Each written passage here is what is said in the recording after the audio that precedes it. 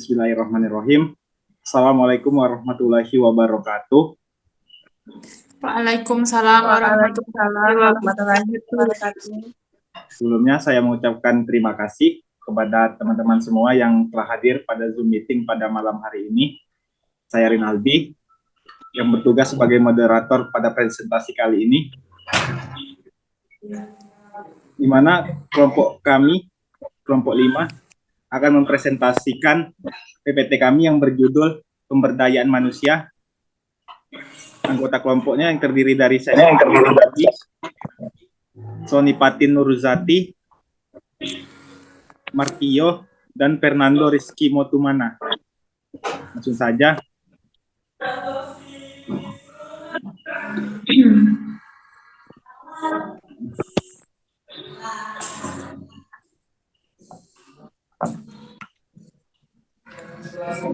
Definisi pemberdayaan sumber daya manusia adalah pemberian tanggung jawab dan wewenang terhadap pekerja untuk mengambil keputusan menyangkut semua pengembangan potensi individu sehingga dapat berperan dalam mencapai tujuan organisasi. Manfaat pemberdayaan sumber daya manusia. Pentingnya pemberdayaan sumber daya manusia di dalam organisasi karena adanya manfaat terhadap berbagai sumber-sumber lainnya dan mensinergikan setiap proses kegiatan organisasi. Menurut Wibowo tahun 2014, manfaat dari pemberdayaan ini dapat bermanfaat bagi pekerja dan bagi organisasi. Adapun manfaat bagi pekerja yaitu 1. Meningkatkan percaya diri dalam melakukan sesuatu. 2. Mampu bekerja sama yang lebih dekat dengan orang lain. 3. Bekerja dengan tujuan yang lebih jelas. 4. Mendapatkan prestasi apabila tercapai. Selanjutnya akan dilanjutkan oleh Sonipatin Nurzati. Saya persilakan.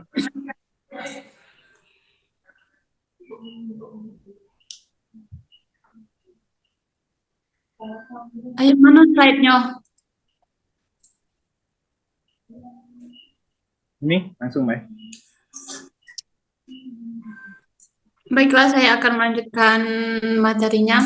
Sedangkan manfaat bagi organisasi adalah dengan adanya pemberdayaan sumber daya manusia, yaitu 1. Meningkatkan kinerja organisasi dan individu yang dapat mengembangkan bakatnya secara penuh. 2. Menjadikan departemen atau tim lebih antusias, aktif, dan sukses. 3. Memiliki karyawan yang menguasai pemahaman dan keterampilan baru. 4. Menjadikan manajer untuk bekerja lebih keras.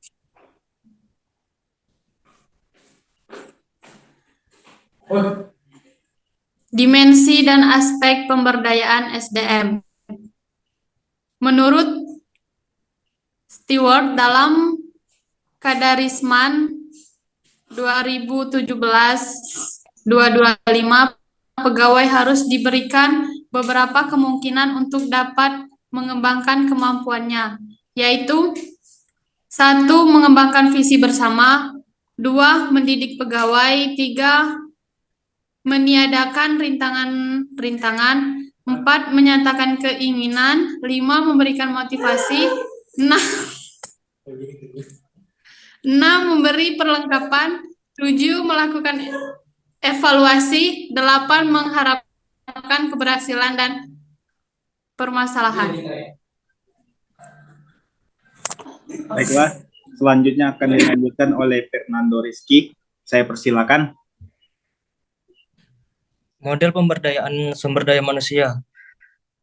Sarafat Khan dalam Ma'ruf Abdullah tahun 2014 menawarkan sebuah model pemberdayaan yang dapat dikembangkan dalam sebuah organisasi untuk menjamin keberhasilan proses pemberdayaan dalam organisasi seperti gambar berikut. Yang pertama, desire. Kedua, trust. Yang ketiga, confident. Keempat, credibility. Kelima, accountability. Keenam, communication.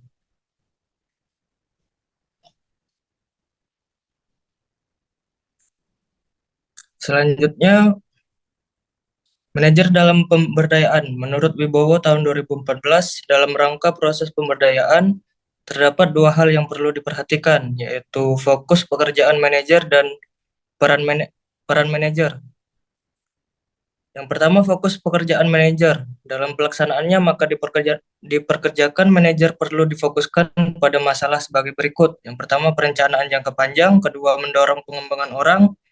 Ketiga, memberikan kedukungan pada orang lain. Keempat, membangkitkan gagasan inovatif.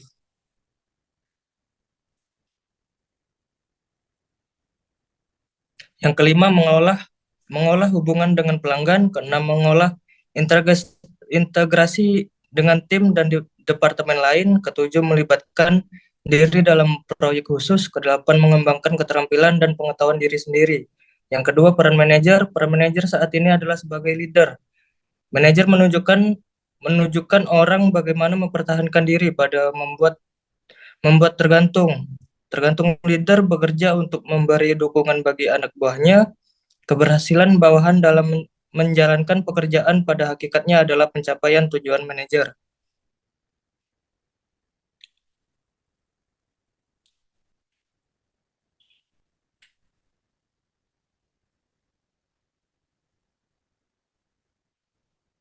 Slide terakhir, memberdayakan budaya. Beberapa hal dapat manajer lakukan terkait dengan memberdayakan budaya ini adalah: yang pertama, menciptakan hubungan kerja efektif. Kedua, memimpin dengan contoh penekanan pada hal positif. Keempat, mendorong orang lain mempunyai komitmen. Kelima, mempengaruhi orang lain. Keenam, mengembangkan teamwork. Ketujuh, pengambilan keputusan. Kedelapan, quality circle. Kesembilan, evaluasi pemberdayaan. Kesepuluh, pemberdayaan sebagai way of life. Saya kembalikan kepada moderator. Baik, terima kasih. Selanjutnya, kepada kelompok yang ingin bertanya, kami persilakan, silakan sebutkan nama, NIM, beserta kelompoknya. Saya. Ya, silakan. Perkenalkan, saya Dwi Oktarina dengan NIM 21 2020 007 dari perwakilan dari kelompok 6, yaitu sebutkan dimensi dan aspek pemberdayaan manusia. Terima kasih. Selanjutnya.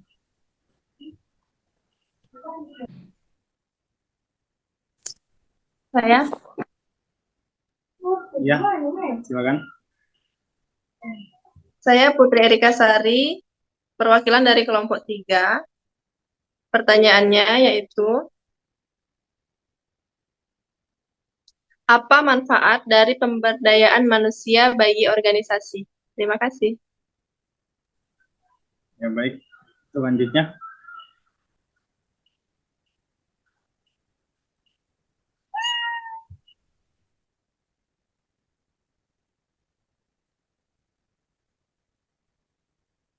Apakah masih ada yang ingin bertanya dari kelompok lain? Saya. Ya, dipersilakan, Pelza. Nama Pelza Marenta, NIM 21 2020 057, perwakilan dari kelompok 2. Bagaimana cara memperdayakan sumber daya manusia? Terima kasih. Apakah masih ada lagi yang ingin bertanya? Izin bertanya, moderator. Silakan. Nama Sendia Handini, NIM 21 2020 045. Pertanyaannya, sebutkan model apa saja yang terdapat dalam pemberdayaan manusia. Terima kasih. Baik, apa ada lagi yang ingin bertanya? Mungkin Siska?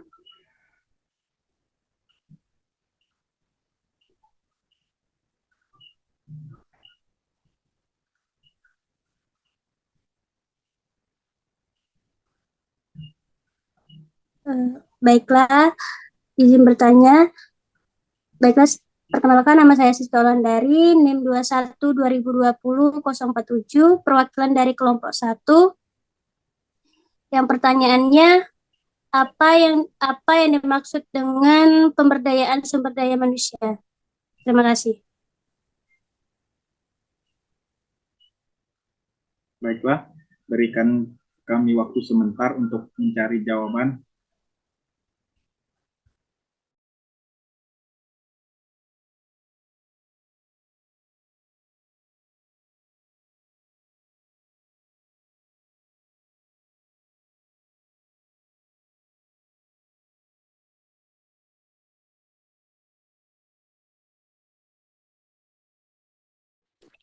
Assalamualaikum warahmatullahi wabarakatuh. Di sini saya akan menjawab pertanyaan dari kelompok 1 dan kelompok 2. Yang pertama, kelompok 1, pertanyaannya, apa yang dimaksud dengan pemberdayaan sumber daya manusia? Pemberdayaan sumber daya manusia adalah pemberian tanggung jawab dan wewenang terhadap pekerja untuk mengambil keputusan menyangkut semua pengembangan potensi individu sehingga dapat berperan dalam mencapai tujuan organisasi. Apakah sudah jelas?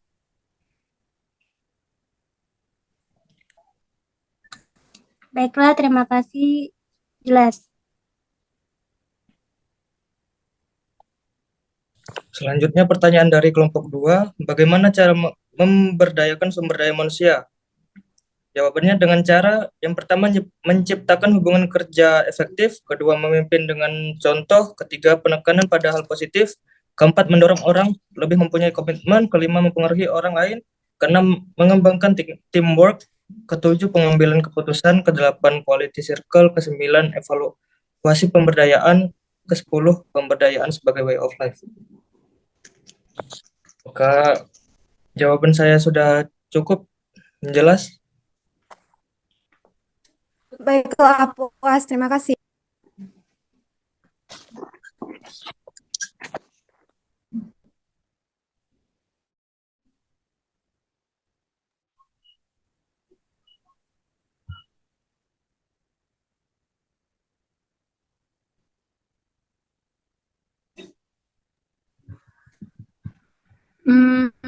Baiklah, selanjutnya saya akan menjawab pertanyaan dari kelompok 3.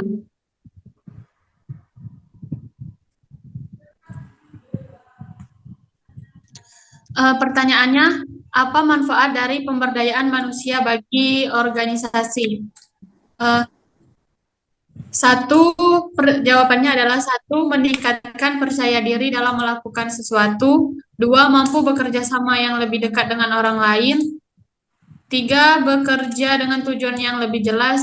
4, mendapatkan prestasi apabila tujuan tercapai. Bagaimana kelompok 3, apakah sudah jelas? Baik, jawaban sudah cukup jelas. Terima kasih. Sama-sama.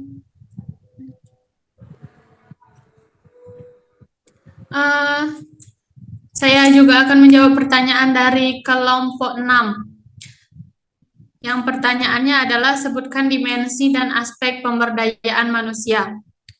Jawabannya itu adalah 1, mengembangkan visi bersama, 2, mendidik pegawai, 3, meniadakan rintangan-rintangan, 4, menyatakan keinginan, 5, memberikan motivasi, 6, memberi perlengkapan, 7, melakukan evaluasi, dan 8, mengharapkan keberhasilan dan permasalahan.